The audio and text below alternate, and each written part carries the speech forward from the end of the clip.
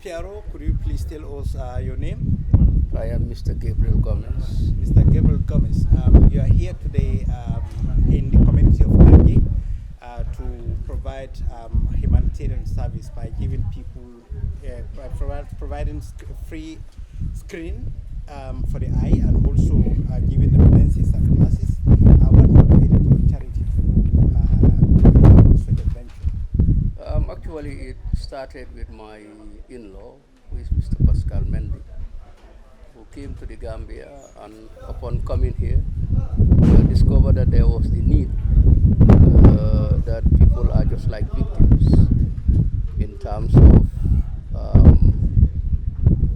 foresights, and which, if you can also see, is part of the five common sense. So he then embarked onto this venture and eventually started this I2C as a philanthropic organization.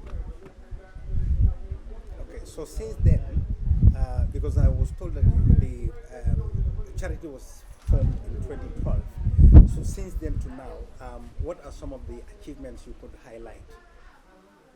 Great achievements, in a sense that where there is the need for people to have eyesight in order to do both domestic, spiritual, religious, cultural, and also office things. There is the need for one to be healthy. And as I said, health is part of the five common senses, and which sight is very fundamental. It's one of key things in human beings. Therefore, people coming and having such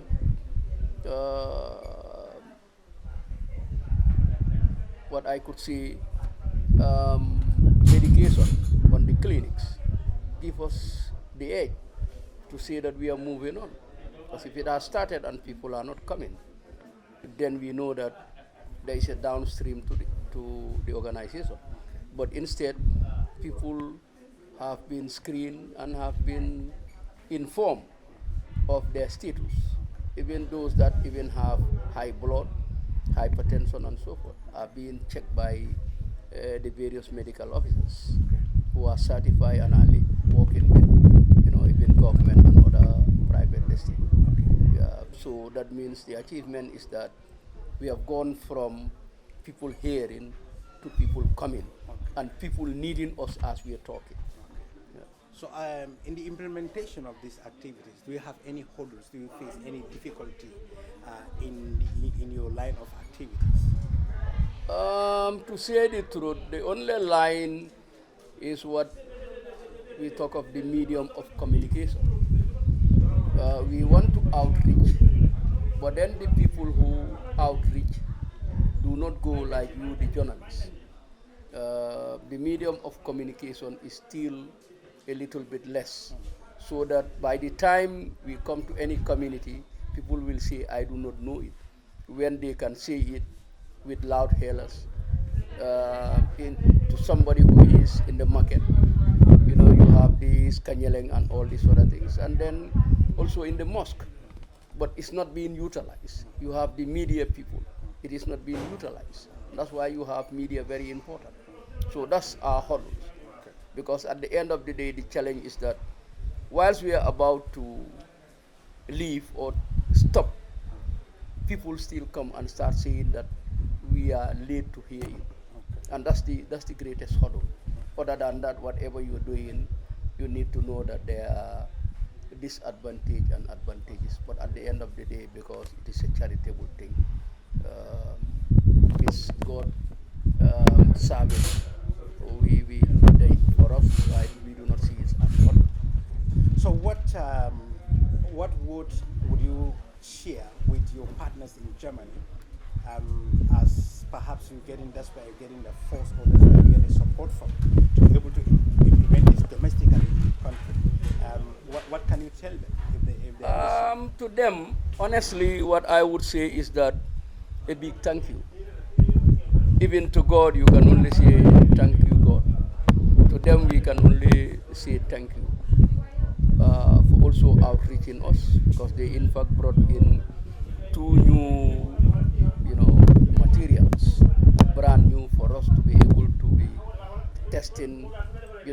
eyes and lenses. You understand? Which, if anybody goes through this process, you are either to be tested by the eye and also be given lenses. And given lenses needs to be appropriate one. So if we have those materials, we had one not very long with Pascal. It was sent, and when he was coming, he brought in. So those people are making the outreach to be successful, to be honest. Otherwise, without which, it's like we cannot move. Okay. Yeah. So would you be able to give an estimate of the value of the glasses, or the value of the worth of the glasses that are likely to be distributed among the members of the community? To be honest, we talk in thousands. Because for one glass, most of them they say it's $15,000. You understand? And out of the 150, 200, almost 100 plus are given glasses. So if we are going to go by that, we're talking, in the hundreds, Okay, thousands. so what is the word of advice that you are likely to share with the beneficiaries today? For the beneficiaries, I can only say thank you too, because if they have not also come, what would have been, the basic of us as philanthropic functioning? Without them, we cannot. It's just like journalists. So we equally want to thank them too, including journalists, because the medium of you coming here and disseminating information, and also again after this disseminating information, we cannot pay you. To those that also come, that means they value the team. You understand? So we want to give them that thank you too for having answered to our call. Otherwise, we could have been discouraged and may even eventually stop, continuing the services. Thank you, Pascal, And for then- speaking to. Go ahead. Go ahead. And then furthermore, to the rest of all Gambians, which we didn't ask, is like, it is good also to help philanthropists. It's not only those in Germany, but those in the Gambia. It's high time that they have monies, they have natives outside, they can contact them, so that whatever material is needed, they can always contact people outside about glasses and so forth. When those people send those materials or the glasses, it can always be in our hands and outreach to those people who are the beneficiaries. And it goes a long way to saying that it's a God-driven venture. So once more, thank you for coming, thanking the donors, thanking Pascal who started the venture, and those that are also with the team sacrificing without pay. Even Mr. Jame is part of it. So may the good God who had joined them to this, may them to grow on to greater expectations, and also serve people, that the materials that is needed, the patient that is needed by those people who are also serving them, be given more courage, more help with them from the Almighty God to continue this venture. Thank you so very much for speaking to the media. What's your name, sir? My name is Francis. Francis Gomez. Francis, we are here today in Tanji. The Right to See charity are here supporting the community with free eye screening, also giving lenses and glasses to people that have different eye elements. So we want you to tell our viewers why do you think such a venture is important to the communities, especially the underprivileged communities? Thank you very much for that question. I cannot say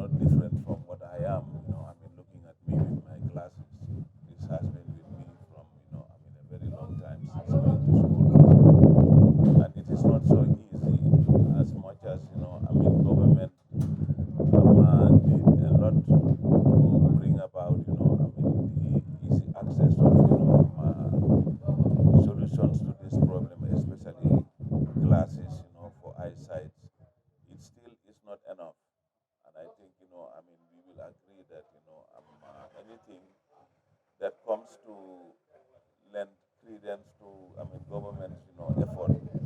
In this case, it's more than, welcome. As you can see today, when I came, I had them, lined up before, starting any work, to talk about, the foundation, and also have, the cream of, the community, the alkali, and other, important people talk about, how it was going to, help, to the community. As you can see them, they are all around. It's not so easy, to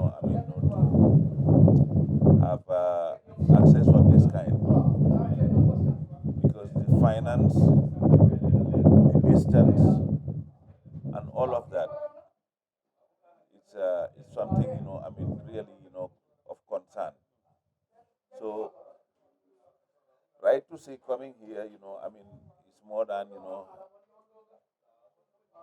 what I can, what cannot be described in words alone. You see, having to check you freely, look at you, and also identify even, problems that you might have, other sicknesses like, diabetes, as they said over there. It's also a welcome, respite, for people to know exactly where they stand. That not only, eyesight, but that, something is also wrong. So their presence here, especially, in the rural areas, for me, is exemplary. Because for the urban area, maybe, you can have assistance and also people that you know that are in position that can help. But for the rural areas, there is the distance, there is the finance, and the ability, to know where to, maneuver, within the urban areas to get your, problem, addressed. So for them coming out to the people, at their doorstep, is more than, really, it's commendable. It's commendable, and I'm proud that, one of my brothers, Pascal, is at the head of, the team. And I'm not surprised because we all know, we all grew up from, the urban areas. But our parents have been, sojourning, in the rural areas and getting involved, activities to help, keep the family going, like, rice planting, you know, farming and all this whatnot. So if it comes to this, definitely it's commendable, So what and I'm proud. what word of encouragement would you also share with other philanthropists so that they can mirror that or they can replicate the actions or the good gesture of Pascal and the team? Pascal has been sojourning in the abroad for a very long time, and whether, it was a pre-arranged, or it was his intention, for something like this, I think they should emulate, his example. People out in the, in the diaspora and have access to not only eyesight, but many other, areas of voluntary services that can make a difference within the people, should seize that opportunity and come back, because the government here cannot do it all. Even within our, communities, we try to encourage self, self services, like, self, like cleaning our, communities, encouraging our children, to get involved in some way, in some activities, one way or the other. So those in the diaspora should seize this, opportunity, coming, face to face with institute, institutions and voluntary services that can make a difference in our country here, especially the rural areas. I am more concerned with the rural areas because the rural areas, is the majority, and access to certain, developmental, activities are still, in the on the lower side. So at least when they come and go, to the for us to have, here a competitive, spiritual, endeavors to, contribute faster with the government's efforts, at, building this country, into whatever they, they aspire for. We'll give a helping hand too to this thing. I think, it is really commendable. Finally, what words of advice would you put to the beneficiaries, those that are coming directly to benefit from the screening, to benefit from the free class distribution, lunch distribution? What advice would you give them? My advice is we shouldn't try, take it lightly just because it comes my right, in front of our doorsteps. We should seize it with my, grace, honor, and appreciation, especially to those that have come, with it, and also make use of it in the most rightful way that they can do. This right to say, we were not born with short-sightedness or long-sightedness. We were born complete from the creation of God. But maybe one thing or another, during our our lives, we have overlooked the importance of things to have reached this point. Now we are being given a second chance to see the world in its rightful perspective, right? We should, honor and thank those who have come, with the, essence of it all, and at the same time, put it to good use by making sure that we also try to lecture, as we were lectured in having, before we have these things, to also lecture those people, that we have, not to even fall in our positions, so that they can keep their original, creative, right, like eyes that, God has blessed them with. And also, to also extend the message of, right to see to our people that haven't suffered, haven't gone through this suffering, of, having, specs on their faces. Yes. Thank you so very much. Thank you very much. Thank you for speaking to the media. Thank you very much. I hope I have done a good job. You have.